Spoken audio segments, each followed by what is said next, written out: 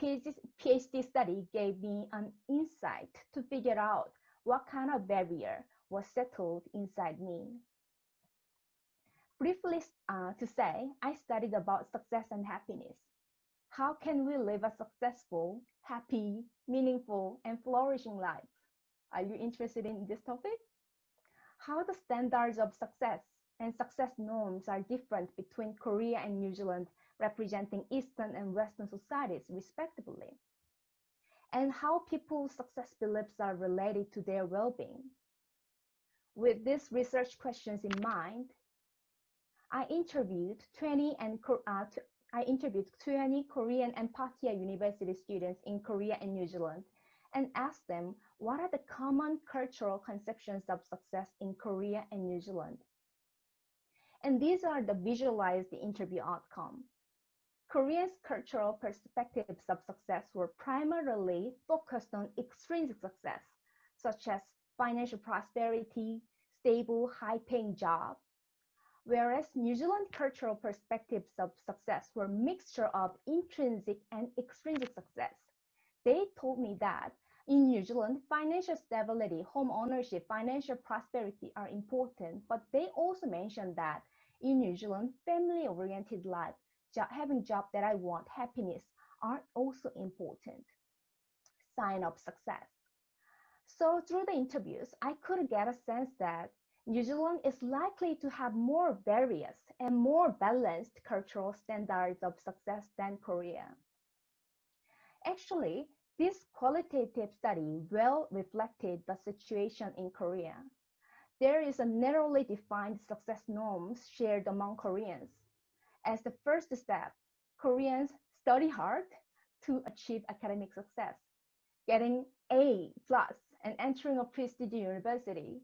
Then they work so hard to fulfill job success, working at a big company, getting promoted.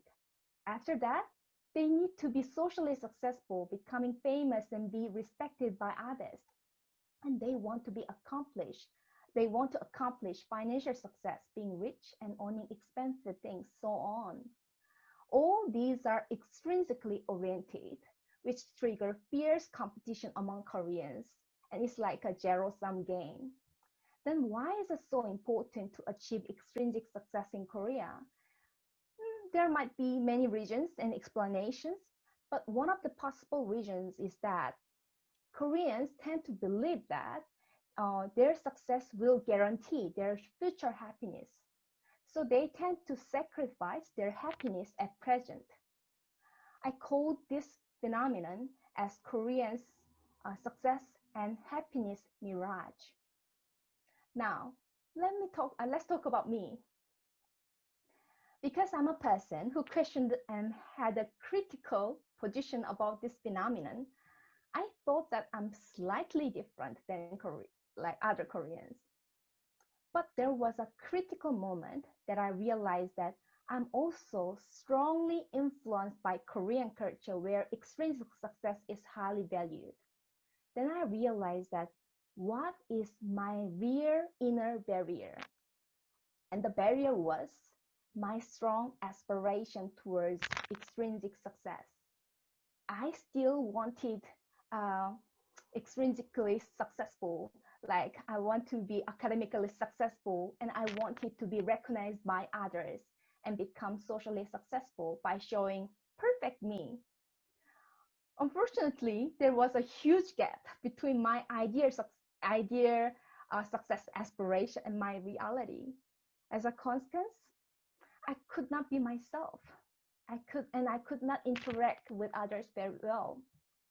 I was isolated, lonely, was lacking of confidence, and did not receive a good feedback about my study at all. My high expectation of extrinsic success, which was embedded me since I was in Korea, was my real inner barrier.